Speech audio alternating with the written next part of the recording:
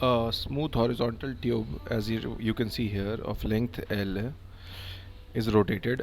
इसको ओमेगा से घुमाया जा रहा है इस एक्सिस के अबाउट, और एक पार्टिकल है, इसको पार्टिकल समझिए जिसको मैं ब्लू डॉट, इसको फेंका गया है इस तरफ एक्सट्रीम एंड से, मतलब L की दूरी से। इसको स्पीड जो दी गई है इसको फेंकने की वो L ओमेगा है। क्वेश्चन में ऐसा लिखा है। पूछा है कि जब ये जनरल डिस्टेंस R पे होगा, मान लो कहीं कहीं भी होगा, उससे क्या फ़र्क पड़ता है, लेकिन मान लीजिए R यहाँ पे जब ये पार्टिकल पहुँचेगा तो इसकी स्पीड क्या होगी? ऑब्वियसली स्पीड कम होगी। तो वही चाहिए हमें अभी। अब इसको सोचना मुश्किल नहीं है। हम एक काम करेंगे, हम नॉन इनर्शियल फ्रेम में खड़े, हम ट्यूब के ऊपर खड़े हो जाएंगे, यहाँ पे हम खड़े हो जाएंगे। तो हम चूँकि नॉन इनर्शियल फ्रेम में, हम भी तो रोटेट हो रहे हैं, तो हमारी नज़र में इस फ्रेम में जो उस पार्टिकल को जिसका मास m है उस पर हम सूडो फोर्स लगाएंगे m ओमेगा स्क्वायर आर, क्योंकि हमारा एक्सेलरेशन ओमेगा स्क्वायर आर है, हम आर पे ही खड़े हैं इस वक्त, और या पार्टिकल आर की दूरी पे है, हम उस पर m ओमेगा स्क्वायर आर लगा देंगे।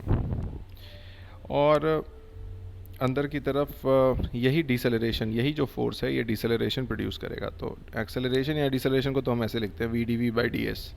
आई होप यहाँ पे मैं डी आर भी लिख सकता हूँ। तो मैं कह सकता हूँ ए डॉट डी आर जो है वो वी डी वी होगा, और यहाँ लिमिट्स लगाई जा सकती हैं। एक्सेलरेशन क्या है? ये एक्सेलरेशन है, यही डिसेलरेशन है। तो omega square R dot D R जो होगा that will be V D V, और यहाँ पे लिमिट्स जब बैठेंगी तो हम सोचना शुरू करेंगे कि शुरू में वेलोसिटी क्या थी, एल ओमेगा थी अकॉर्डिंग टू द क्वेश्चन, और बाद में मान लो वी हो जाती है जब वो डिस्टेंस आर पे है। वैसे ही शुरू में दूरी क्या थी, दूसरी एंड पे था, तो ओरिजिन से एल की दूरी पे था, और बाद में मैंने जैसा बोला जनरल डिस्टेंस आर पे आ गया। ओमेगा स्क्वायर कांस्टेंट है, इसको आप बाहर कर सकते हैं, बिल्कुल कर सकते हैं। तो ओमेगा स्क्वायर को बाहर ले लीजिए, आर डी आर का आर स्क्वायर बाई 2 हो जाएगा, राइट। तो ये हो जाएगा R square by 2 from L to R. सामने भी ऐसा ही बाई 2 मोमेंट आ जाएगा, वी स्क्वायर बाई 2, उसकी भी दोनों लिमिट्स मैंने लिख रखी है, तो 2 तो मैं हटा ही सकता हूँ। मुझे कुछ ऐसा आ रहा है कि ओमेगा स्क्वायर, अब लिमिट्स डाल देते हैं, तो पहले आएगा R square minus L square, इस तरफ V square minus L square omega square, क्योंकि सीधी सीधी वी की जगह पे दोनों वैल्यूज़ रख रहा हूँ मैं। दैट इम्प्लाइज, अब हमें पता है कि इससे मुझे आंसर आ जाना चाहिए। अब हम करते हैं इसको solve. Omega square R square minus omega square L square is V square minus L square omega square. तो ये तो कट गया ना आमने सामने, तो v कितना आ गया मुझे, आर ओमेगा, क्योंकि V square R square omega square के बराबर है। v को मैं, चूँकि वो अप्रोच कर रहा है, तो वेलोसिटी ऑफ अप्रोच मान के minus D R by D T लिख देता हूँ, जो कि मुझे आर ओमेगा आ रहा है। अगर ऐसा है तो मैं एक तरफ minus D R by R ले लूँ और फिर से इंटीग्रेट करूँ ओमेगा डॉट डी टी इधर लेके।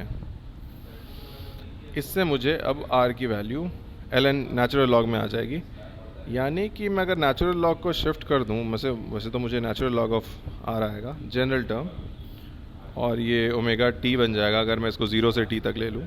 अगर मैं फिर भी नेचुरल लॉग को राइट साइड शिफ्ट करूँ, और चूँकि नेगेटिव भी है तो वो उधर जाके एक्सपोनेंट बन जाएगा, तो मुझे लिखना चाहिए वहाँ पे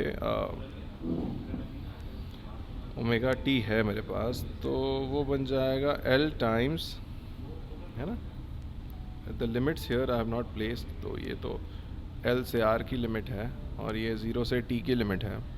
हाँ, तो L times E raise to the power, आपको पता है नेचुरल है, और ऊपर नेगेटिव ही होगा क्योंकि माइनस साइन था, तो omega T. This will be the final answer to this question. I hope आप हर एक स्टेप प्रॉपरली समझ पाए हों, है ना। तो this will, let's match the options. तो L टाइम्स मुझे चाहिए exponent of minus omega T, है ना, तो ऐसा तो ऑप्शन नंबर बी दिखा रहा है मुझे, L times exponent of minus omega T, which is the correct answer to this question.